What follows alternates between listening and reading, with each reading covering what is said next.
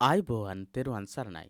බෞද්ධ ධර්මාචාර්ය විභාගයේ සඳහා නියමිත බෞද්ධ ඉතිහාසය හා සංස්කෘතිය පොතේ තුන්වෙනි පරිච්ඡේදයේ දෙවැනි කොටස විදිහට අපි සාකච්ඡා කරන්නට සූදානම් කරගත්තේ ධර්මාශෝක රජතුමාගේ ධර්මාශෝක අධිරාජ්‍ය සහ රාෂ්ට්‍ර පාලනය කියන පාඩමේ දෙවැනි කොටස. ඉතින් මේ කොටස සාකච්ඡා කරන්නට කලින් අපි මේ පාඩම් සකස් කරන්නේ පිරිවෙන දහම් පාසල අපේ YouTube නාලිකාව තුලින් මේ විදිහට ටයිප් කරලා ඔබට අපේ නාලිකාව නරඹන්නට පුළුවන්. මේ විදිහට ටයිප් කරලා YouTube එකේ සර්ච් කරන්න පුළුවන්. එහෙම නැත්නම් සිංහල අකුරු වලින් මෙන්න මේ විදිහට පිරිවෙන කියලා ටයිප් කරද්දි මේ අකුර මේ විදිහට තමයි ටයිප් කරන්නටත් ඕන. ඉතින් එහෙම ටයිප් කරලා එහෙම නැත්නම් මේ හැම වීඩියෝ පාඩමකම යට තියෙනවා අපේ සලකුණ මෙන්න මේ විදිහට. ඒත් එක්කම subscribe කියලා මේ වගේ බටන් එකක් තියෙනවා. ඒ බටන් එකේ එබුවම මෙන්න මේ වගේ සලකුණක් බෙල් සලකුණ මතුවෙනවා. බෙල් සලකුණ මතුවුණා මේක මෙහෙම ක්ලික් කරන්න පුළුවන්. එතකොට මෙන්න මේ වගේ වෙනවා. එතකොට ඔබට පුළුවන් ඔබේ දුරකථනයේටම අපි අප්ලෝඩ් කරන එකතු කරන පාඩම් පිළිබඳ තොරතුරු ලබා ගන්නට.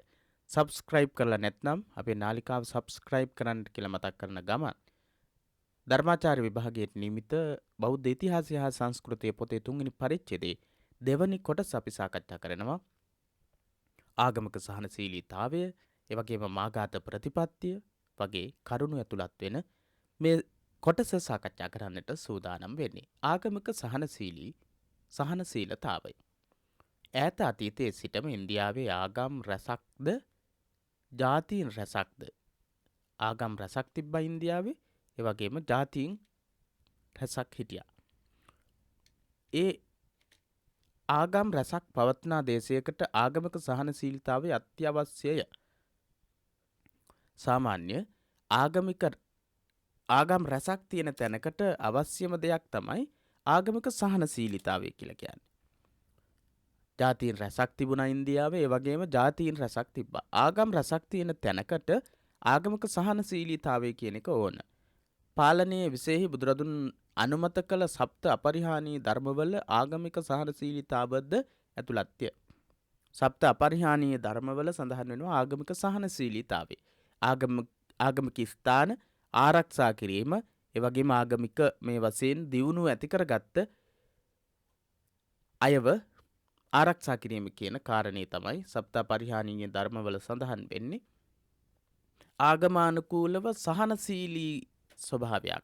ආගමික කටයුතු සිදු කර ගැනීම සඳහා එවැගේම ආගමික කටයුතු මගින් ජනතාව සහනශීලී විදිහට සැනසීමක් ලබා ගැනීමට අවස්ථා උදා කරලා දීම තමයි ආගමික සහනශීලීතාවය කියන එකෙන් අදහස් කරන්නේ.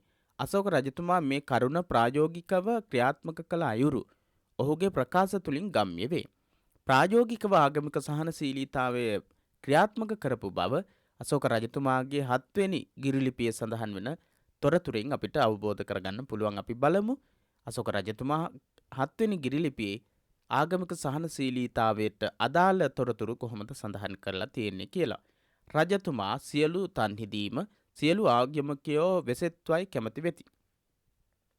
රජතුමා සියලු තන්හිදීම සියලු ආගමිකයෝ වෙසෙත්වයි කැමති වෙති. ඒ සියල්ලෙහිම සංයමය හා ආධ්‍යාත්මික සුද්ධිය, කෘතඥතාව, දෘಢ භක්තිය යන මේවා ශ්‍රේෂ්ඨයයි සලකති. රජතුමා සියලු තන්හිදීම සියලු ආගමිකයෝ වෙසෙත්වයි කැමති වෙති. හැම තැනම හැම ආගමිකයෙක්ම ඉන්න ඕන කියලා අශෝක රජතුමා කල්පනා කරනවා. ඒ සියල්ලෙහිම සංයමය හා ඒ ආගමික ඉගැන්වීම් හැම එකකම සංයමයක් තියෙන්න ඕන. ආධ්‍යාත්මික සුද්ධියක් තියෙන්න ඕන. ඒ වගේම කෘතඥතාවයක්.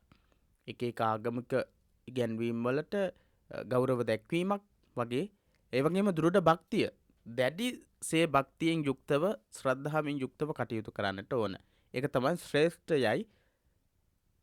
ශ්‍රේෂ්ඨ විදිහට සලකනවා කියලා ගිරිලිපි 7 සඳහන් කරලා තියෙන්නේ. ස්වකීය ලබ්ධියට පමණක් ගරු කරමින් අන්‍ය ලබ්ධීන්ට ගර්හා කිරීම නොකටයුතුය. තමන්ගේ ආගමික ඇදහිීමට ගරු කරලා අනිත් ඒවාට නිග්‍රහ කිරීම නොකළ යුතුයි. ගර්හා කිරීම නොකළ යුතුයි. යම් යම් කාරණා නිසා අන්‍ය භක්තිකයන්ටද පූජා කටයුතු වේ. යම් යම් හේතුන් මත යම් යම් සිද්ධීන් මත අනිත් භක්තිකයන්ටත් පූජා කටයුතු වේ. පුද පූජා පවත්වන්නට අවශ්‍යයි. එයින් උභය පක්ෂයේම අභිවෘද්ධිය සිදුවේ. එහෙම එකිනෙකා අතර සමගියෙන් කටයුතු සිද්ධ වෙනකොට උභය පක්ෂයේම පක්ෂ දෙකේම අභිවෘද්ධිය දියුණුව සැලසෙනවා. එසේ නොකළහොත් තමන්ගේ ලබ්ධියට පාඩුද අන්‍ය ලබ්ධිකයන්ට අපකාරද වේ. එහෙම කරන්නේ නැත්නම් තමන්ගේ ලබ්ධියට පාඩුවක් සිද්ධ වෙන්න පුළුවන්. ඒ වගේම අන්‍ය ලබ්ධිකයන්ට අපකාරයක් අකටයුත්තක් කිරීමක් වෙන්න පුළුවන්. ඉඳින් යමෙක් තම නිකාය කෙරෙහි ආදරය නිසා හෝ තම නිකාය කෙරෙහි ගෞරවය පිණිස හෝ ස්වකීය ලබ්ධියට පූජා කරමින් අන්‍ය ලබ්ධීන්ට නිගා කියවේ නම් හෙතෙම තම නිකායට හානි පමුණුවයි. අශෝක රජතුමා එහෙම තමයි සඳහන් කරන්නේ. ඉඳින් යමෙක් තම නිකාය කෙරෙහි ආදරය නිසා හෝ තම නිකාය කෙරෙහි ගෞරවය පිණිස හෝ ස්වකීය ලබ්ධියට පූජා කරමින් අන්‍ය ලබ්ධීන්ට නිගා කියවේ නම් හෙතෙම තම නිකායට හානි පමුණුවයි. එබැවින් සාමග්‍රීය උතුම් වේ. සියල්ලෝම ඔවුන්ගේ ආගම ධර්මයන් දැන ශ්‍රවණය කරත්වා. ඔවුන් අදහන ධර්මය ඇසීමට රුචි උපදවත්වා. ඒ විදිහට අශෝක රජතුමා 12 වෙනි ගිරිලිපියේ සඳහන් කරන තොරතුරු 12 වෙනි ගිරිලිපියේ තමයි මේ තොරතුර අශෝක රජතුමා සඳහන් කරලා තියෙන්නේ.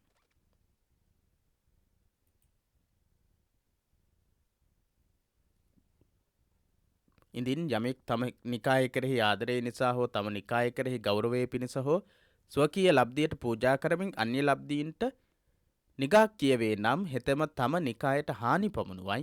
එබැවින් සාමග්‍රිය උතුම් වේ. සියල්ලෝම ඔවුන්ගේ ආගම ධර්මයන් දැන ශ්‍රවණය කරත්වා.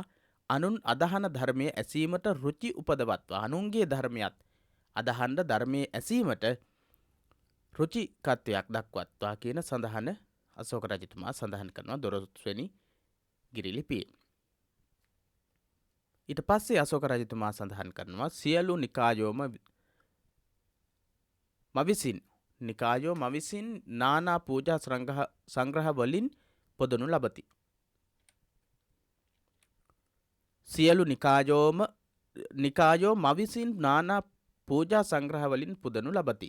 6 වෙනි ටැම්ලිපියේ සියලුම නිකායන් වලට මම පුද පූජාවන් පවත්වනවා කියලා තමයි රජතුමා සඳහන් කරන්නේ.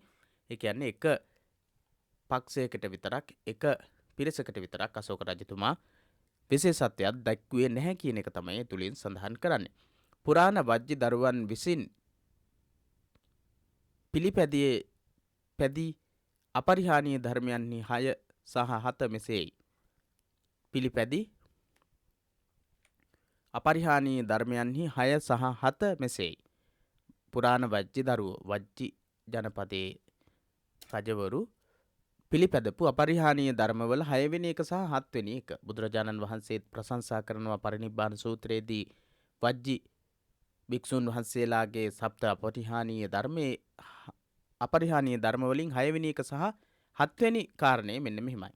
වජ්ජ රාජ්‍ය ඇතුළත හා පිටත පිහිටි පූජනීය ස්ථානවලට ගරු සත්කාර කිරීම හා ඒවා නඩත්තු කිරීම. වජ්ජ රාජ්‍ය ඇතුළත හා පිටත පිහිටි පූජනීය ස්ථානවලට පූජනීය ස්ථාන කියලා තමයි සඳහන් කරන්නේ. ආගමික ස්ථාන සියල්ලක්ම ගරු සත්කාර කිරීම හා ඒවා නඩත්තු කිරීම. ආගමික රාජ්‍ය පක්ෂයට පහසුකම් ආගමික පූජ්‍ය පක්ෂයට පහසුකම් සැලසීම රටට පැමිණි පූජකයන් එහි සුවසේ විසීම හා නොපැමිණි පූජකයන් එහි පැමිණවීම. නොපැමිණි පූජකයන් එහි පැමිණවීම. ආගමික පූජ්‍ය පක්ෂයට පහසුකම් සැලසීම රටට පැමිණි පූජකයන් එහි සුවසේ විසීමට අවස්ථාව උදා කර දීම. නොපැමිණි පූජකයන් එහි පැමිණවීමට වැඩම කරවා ගැනීමට කටයුතු කිරීම. දස රාජ්‍ය ධර්මයන්හි අවිරෝධතා යන්නෙන් පරස්පර විරෝධී උදහස් දරන පුද්ගලයන් සමග ශ්‍රද්ධාවෙන් කටයුතු කිරීම ඉගැන්වෙයි. අවිරෝධතා කියලා සඳහන් වෙනවා. කන්තිච අවිරෝධතා.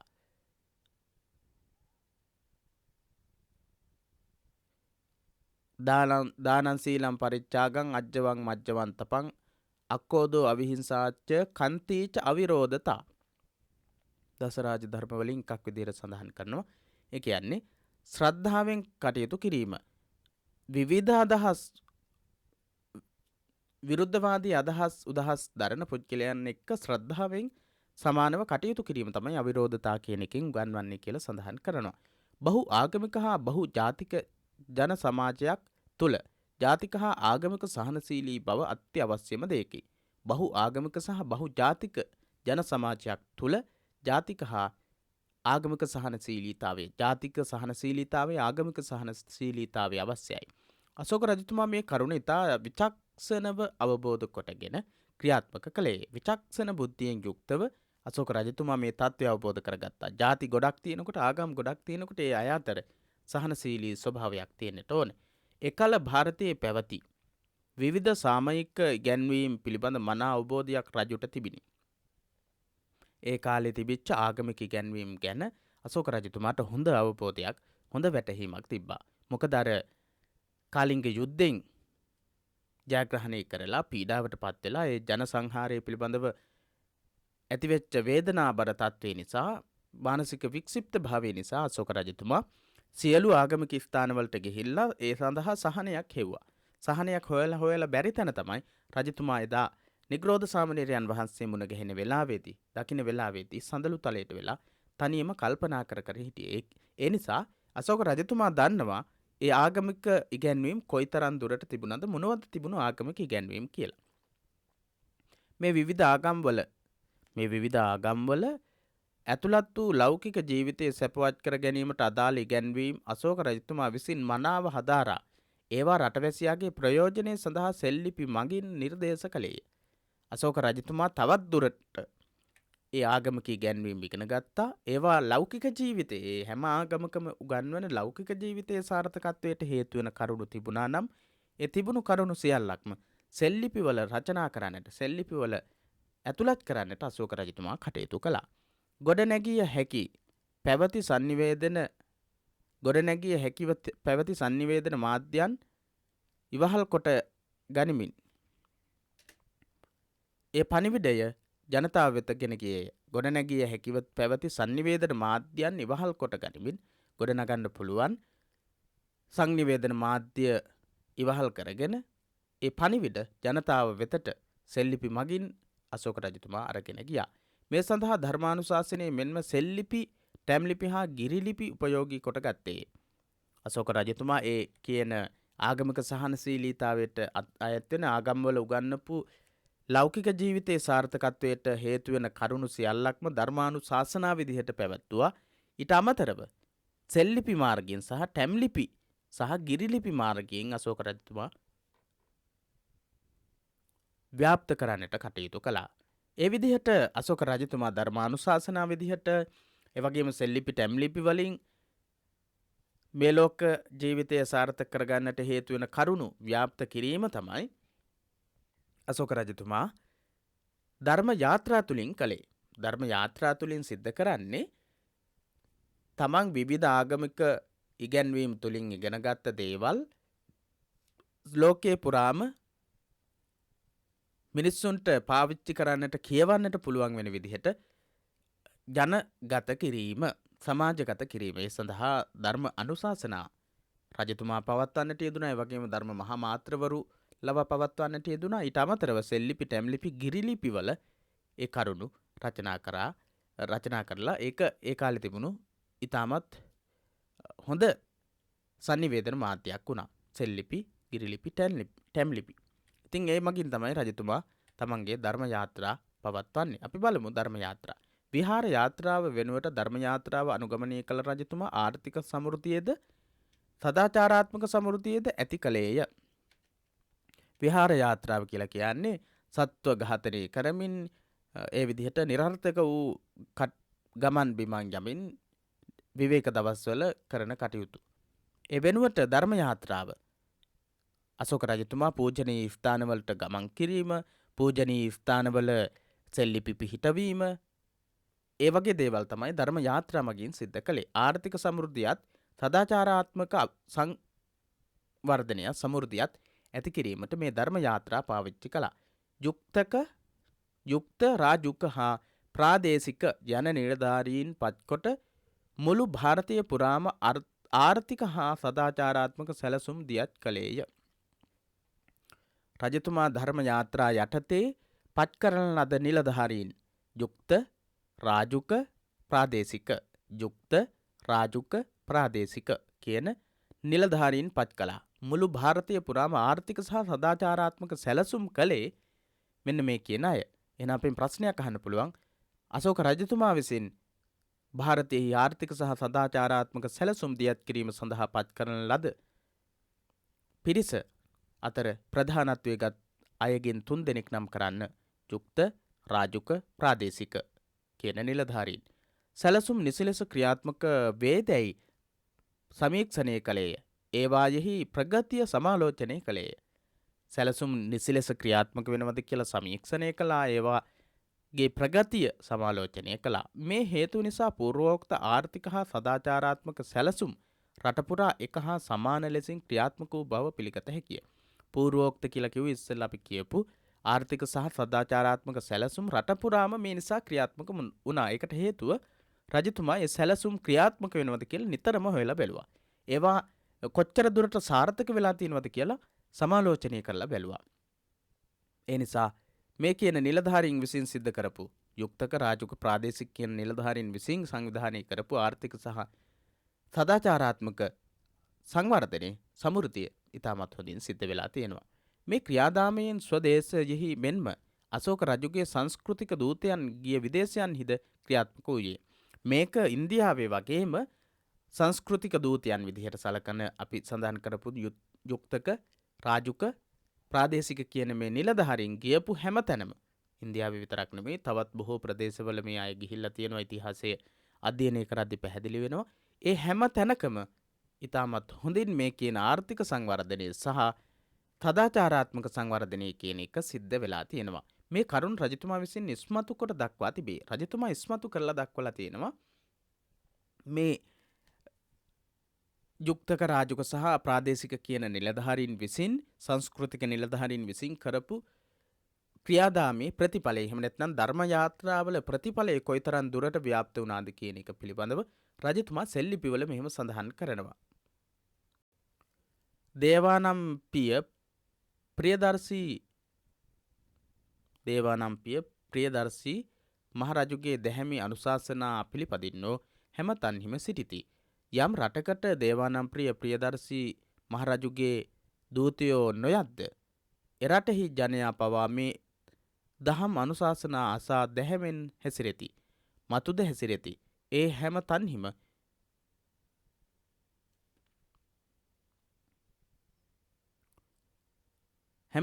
දිනු මේ දැහැමි දිනුම සතුට උපදවයි. දැහැමි දිනුමෙන් ලැබෙන්නේ සතුටය. දේවානම්ප්‍රිය ප්‍රියදර්ශී රජුගේ දැහැමි අනුශාසනා පිළිපදින්නෝ හැම තන්හිම සිටිති.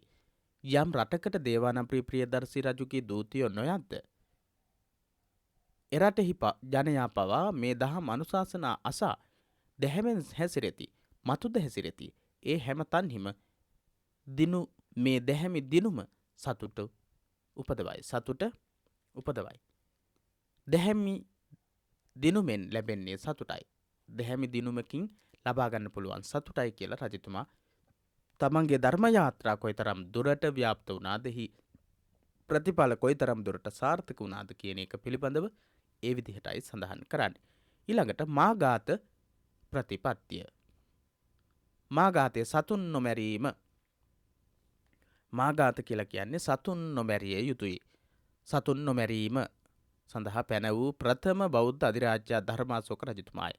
සතුන් මැරීම සඳහා තිබුණු අවසරයේ සතුන් නොමැරිය යුතුයි කියන නීති පනවන්නට යෙදුණු ප්‍රථම පාලකයා වුණේ ධර්මාශෝක අධිරාජ්‍යයා. මාඝාත සතුන් නොමැරීම. එතුමාගේ 5 වෙනි ටැම් ලිපියෙහි ඒ පිළිබඳ විස්තරාත්මකව කරුණු සඳහන් කොට තිබේ. ධර්මාශෝක රජතුමාගේ මාඝාත ප්‍රතිපත්තිය පිළිබඳව සඳහන්ව ඇති සවිස්තරාත්මකව තොරතුරු සඳහන්ව ඇති සෙල්ලිපිය වන්නේ 5 වෙනි ටැම්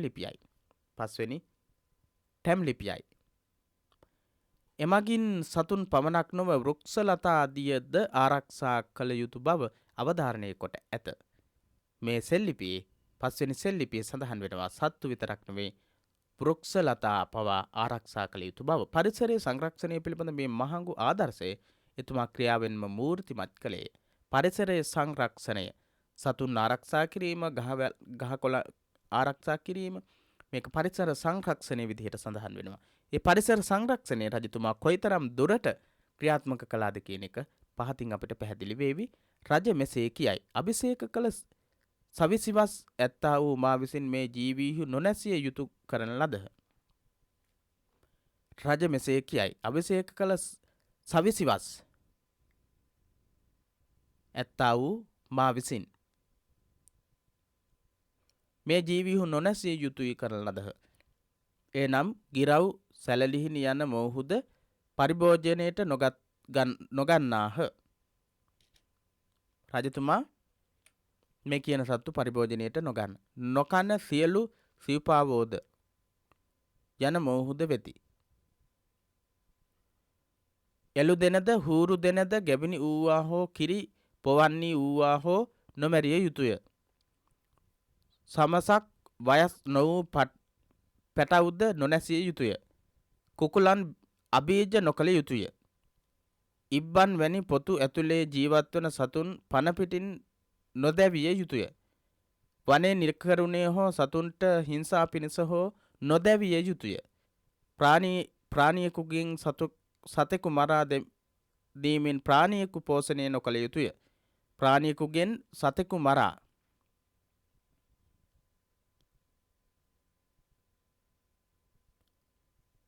දීමෙන් ප්‍රාණියෙකු පෝෂණය නොකළ යුතුය. නියමිත හැම උපෝසත දිනයන්හිද මසුන් නොමැරිය යුතුය. නොවිකිනිය යුතුය. මෙකී දිනවලම නාග වනයෙහිද මසුන් මරණන්ගේ පොකුණුවලද යම් අන්‍ය වූ සත්ව වර්ගය වෙත්නම් ඔවුහුද නොනැසිය යුත්තාහ. එවිදිහට අශෝක රජතුමා සඳහන් කරලා තියෙනවා. මාඝාත ප්‍රතිපත්තිය යටතේ අපි නැවත වතාවක් ඒ කරුණු ටික බලමු. ගිරව් සැලලිහිණි යන මොහුද පරිභෝජනයට නොගන්නාහ. නොකන සියලු සිව්පාවෝද යන මොහුද වෙති. එළු දෙනද හූරු දෙනද ගැබිනි වූවා හෝ කිරි පොවන්නේ වූවා හෝ නොමැරිය යුතුය. සමසක් වයස් නොවූ පැටවුද නොනැසිය යුතුය. කුකුලන් අබීජ නොකළ යුතුය. ඉබ්බන් වැනි පොතු ඇතුලේ ජීවත්වන සතුන් පනපිටින් නොදැවිය යුතුය. වනේ නිකරුණේ හෝ සතුන්ට හිංසා පිණිස හෝ නොදැවිය යුතුය. ප්‍රාණියෙකුගෙන් සතෙකු මරා පන ඇති සතෙකු මරා දීමෙන් ප්‍රාණියෙකු පෝෂණය තවත් ප්‍රාණියෙකු පෝෂණය නොකළ යුතුය. නියමිත හැම උපෝසත දිනයකදීම මසුන් නොමැරිය යුතුය. නොවිකිනිය යුතුය. මෙකී දිනවලම නාග වනයෙහිද මසුන් මරන්නන්ගේ පොකුණුවලද යම් අන්‍ය වූ සත්ව වර්ග වෙත්නම් ඔවුහුද නොනැසිය යුත්තාහ කියලා අශෝක රජතුමා නීති පනවනවා. බෞද්ධ පාලකයා මිනිසුන්ට පමණක් නොව සිව්පාවුන්ට හා පක්ෂීන්ට ආරක්ෂාව සැලසිය යුතු බව ඉහතදී අප සාකච්ඡා කළෙමු. ඉහතදී අපි සාකච්ඡා කළා පක්ෂීන්ට ආරක්ෂාව සැලසිය යුතු බව අශෝක රජතුමා ඒක ක්‍රියාවෙන්ම පෙන්වලා තියෙනවා. ලෝක ඉතිහාසයේ පළමුවරට අශෝක රජතුමා මේ බෞද්ධ ඉගැන්වීම් ක්‍රියාවට නැඟූ අයුරු මේ ප්‍රකාශයෙන් ප්‍රකට වෙයි. මේ ප්‍රකාශයෙන් අපිට පේනවා අශෝක රජතුමාගේ මාඝාත ප්‍රතිපත්තිය පිළිබඳව ඉදිරිපත් කරන්නට අපි සඳහන් කරපු කරුණු ඉතාමත් ප්‍රයෝජනවත් වේවි. අශෝක රජතුමාගේ මාඝාත ප්‍රතිපත්තිය ගැන නිතරම විභාගවලට අහලා තියෙනවා.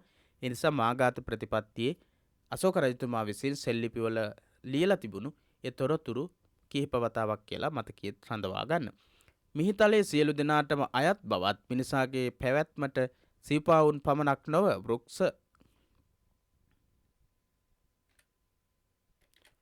වෘක්ෂලතාද අවශ්‍ය වන බවත් ඉහත සඳහන් ප්‍රකාශයෙන් ගම්ම්‍ය වේ. මිහිතලේ සියලු දෙනාටම අයත් බවත් මිනිසාගේ පැවැත්මට සිව්පාවුන් පමණක් නොව වෘක්ෂලතාද අවශ්‍ය වන බවත් ඉහත සඳහන් ප්‍රකාශයෙන් ප්‍රකාශ වෙනවා ගම්ම්‍ය වෙනවා අපිට තේරුම් ගන්නට පුළුවන්. විවිධ විධායක හා අධිකරණයේ එකට බැඳී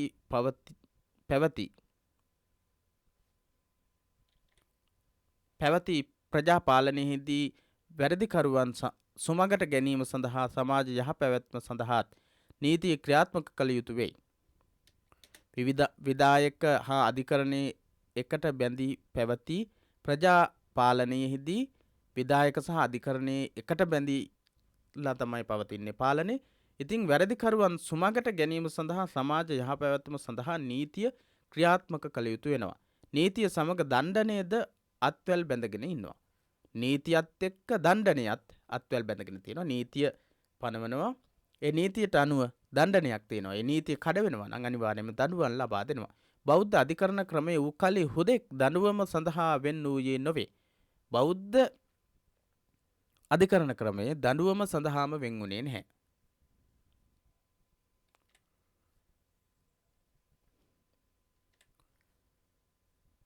දඬුවම මගින් පුනරුත්ථාපනය සිදුවේ. දඬුවම මගින් පුනරුත්ථාපනය සිදු වෙන බෞද්ධ දඬුවම තුළින් පුනරුත්ථාපනයක් සිද්ධ වෙනවා.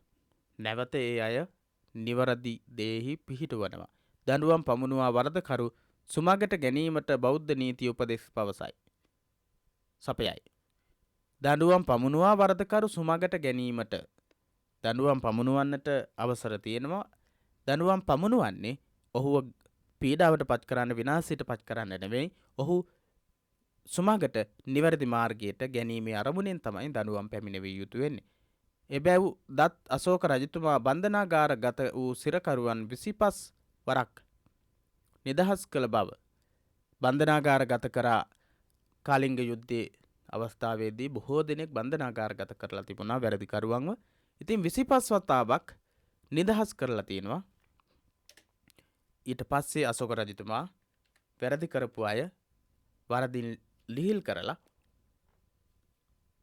පුනරුත්ථාපනය කරලා 25 වතාවක් සිරබාරේ හිටපු අය නිදහස් කරලා තියෙනවා අශෝක රජතුමා. අභිෂේක කොට සවිසි වසක් ඇති මා විසින් මේ දක්වා අතරතුර කාලෙහි සිරකරුවන් නිදහස් කිරීම 25ක් කරන ලදී. 25 වතාවක් සිරකරුවන් නිදහස් කරලා තියෙනවා කියලා අශෝක රජතුමා 5 වෙනි ටැම් ලිපියේ සඳහන් කරනවා. අභිෂේක කොට සවිසි වසක් ඇති අවුරුදු 20 වසක්